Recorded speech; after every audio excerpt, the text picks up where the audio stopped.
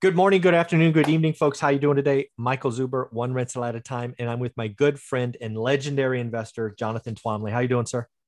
Uh, I'm doing really well. And I actually want to say something about the legendary investor thing. So yesterday I did my quarterly mastermind day, which was a full day, 6 panels on capital raising. And one of the guests that I had on was Paul Moore, who's a friend of mine who is the host of numerous podcasts and a big Bigger Pockets contributor. And Paul told this story about how he wrote a book on multifamily investing that became a big seller in the field before he even ever got a deal under or he had one deal or something. It was like some really small number of deals, but he had like summarized all his experience and knowledge into this book, which became very popular. And then he got on a podcast and he was introduced as the legendary multifamily investor, Paul Moore. And he was sitting there going, "Oh my God, like I have such like imposter syndrome right now."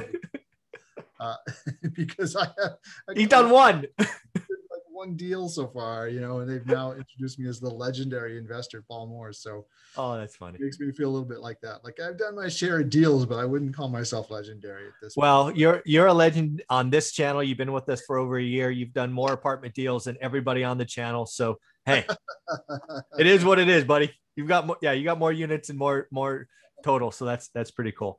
Well, hey, one of the things I wanted to do right out the gate, I don't know if you're hearing this, given we kind of play in different markets, right? I'm really more residential, you're more commercial. But I'm hearing a lot of people talk about 2021 is just like 2006.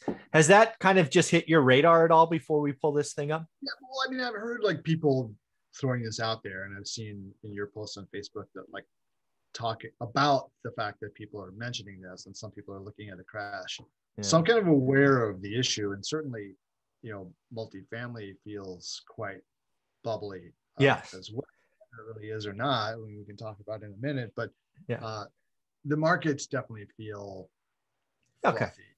Yeah, so we're going to do a whole conversation on is multifamily in a bubble. We'll make that topic number 2, but I just had to get this out there. I actually have been hearing this for over a year. People with no experience in single family have been talking about, hey, look at this chart. It's just like that chart. We're in for a bubble. And again, I've been buying for 20 years. I bought before. I knew what it felt like. I knew it was different, but I got frankly irritated. So I spent 4 or 5 hours pulling together facts about the 2 periods. So I just want to pull them up. I want to go through them. And you feel free to ask questions because you may interpret the data differently, and we'll get into it. Cool? Sure. All right. So let's pull this up.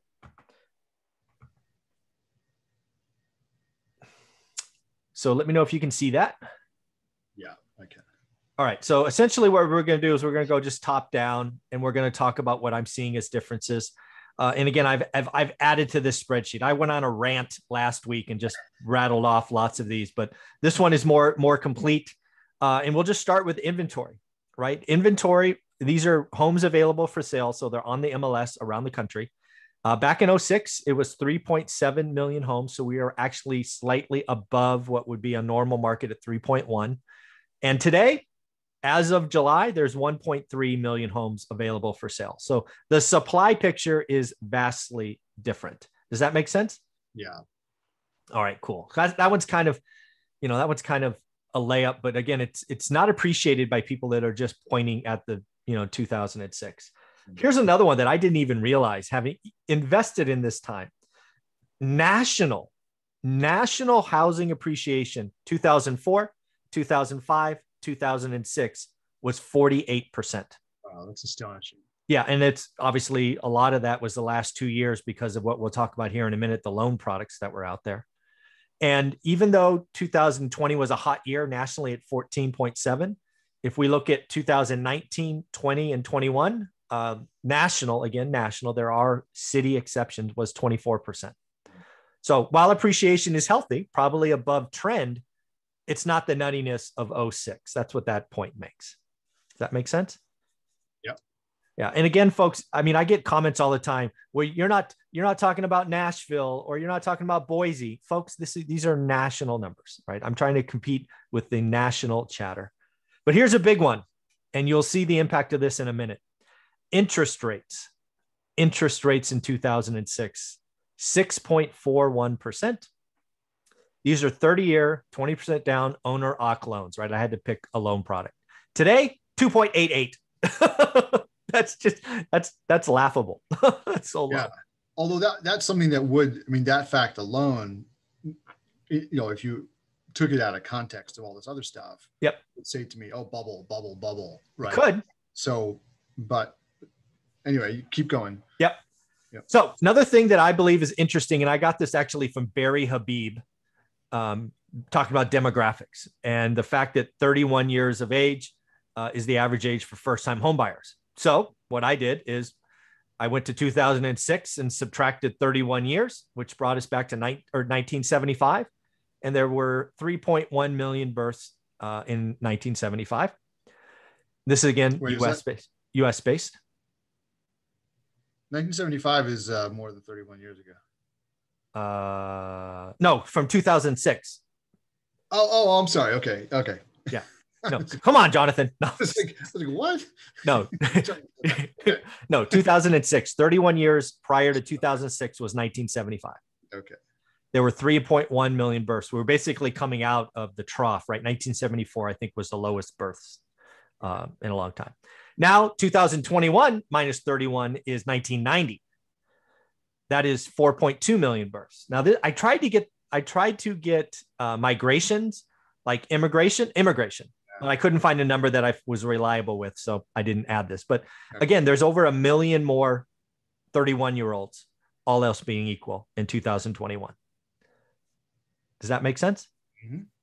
All right, now we're going to get into the nutty practice, and this is why this is going to be part of our discussion in multifamily, because what I see and what I commented on is loan products, I think, are the problem.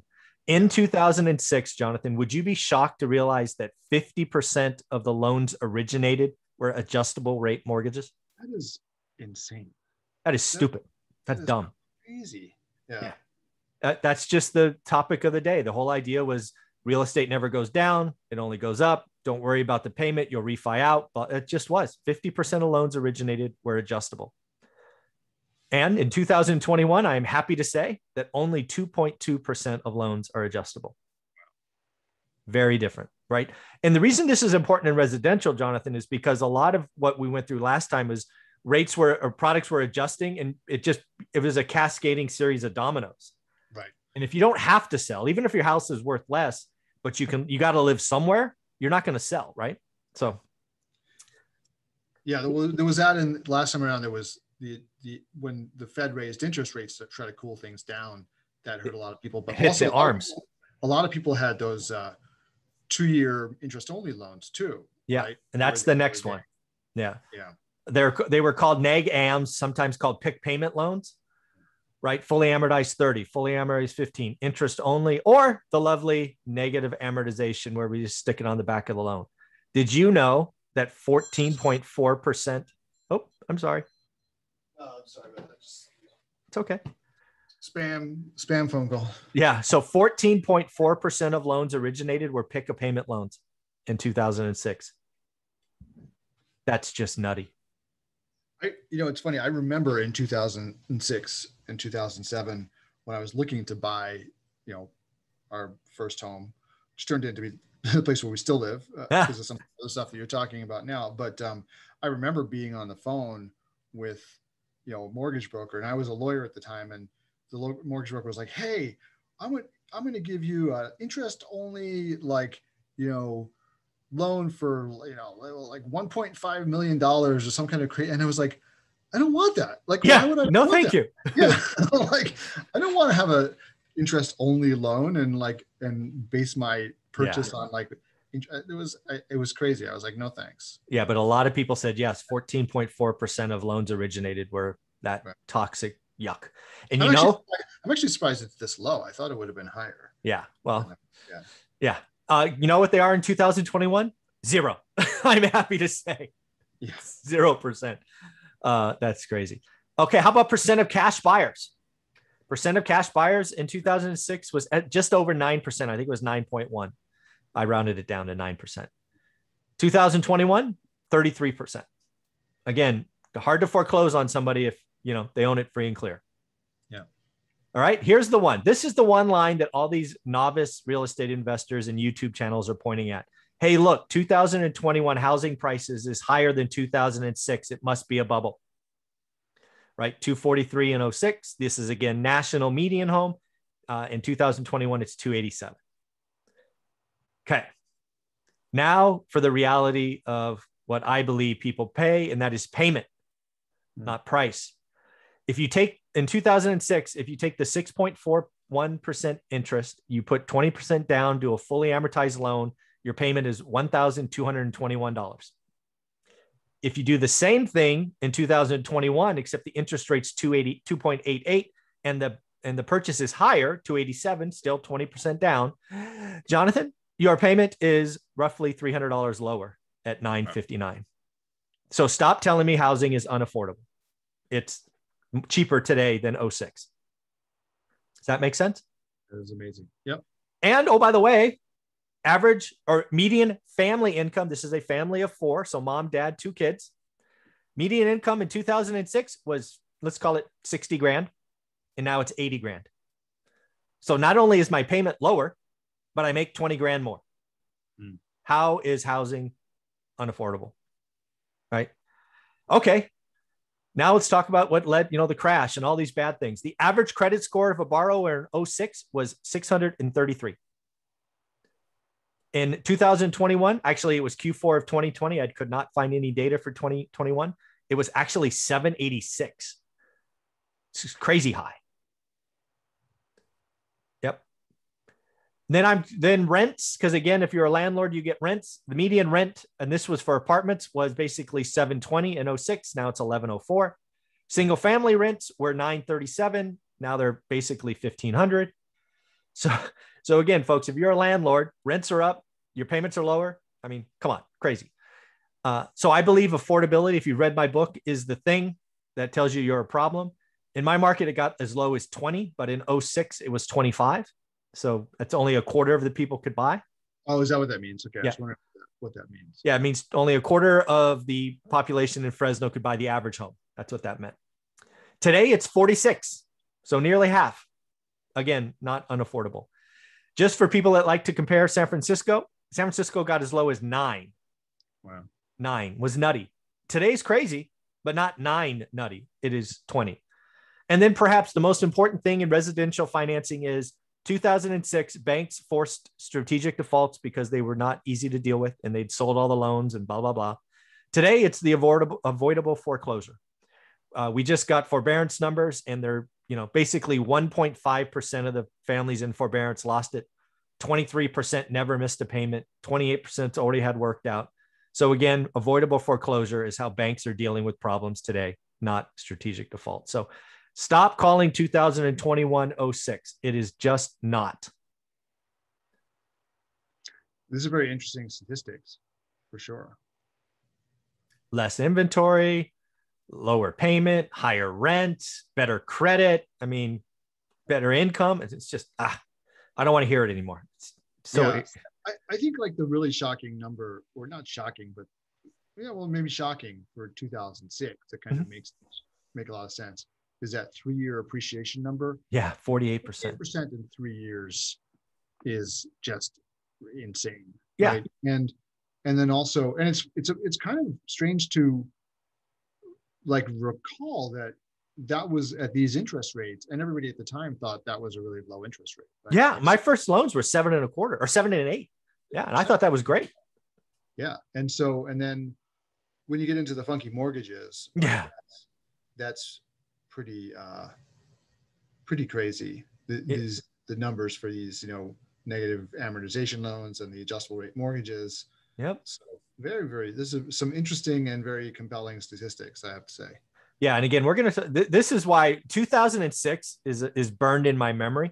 And most of it was all caused by bad loans and loan products. Right. And that's why when I replied to your is multifamily in a bubble, I pointed at the loan products. Yeah. So we're going to talk about that in the second session. So thank you for going through this with me. It makes me feel better to get this off my chest, if you know what I mean.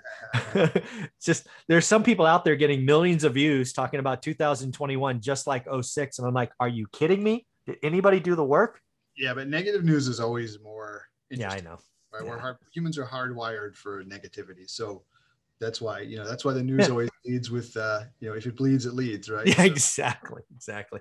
Well, thank you for going through this with me. We will talk about multifamily in a minute and tie all of this together. How can people find you, be part of your Facebook group? Because they got to join, because I get a lot of thoughts and thought-provoking stuff from you.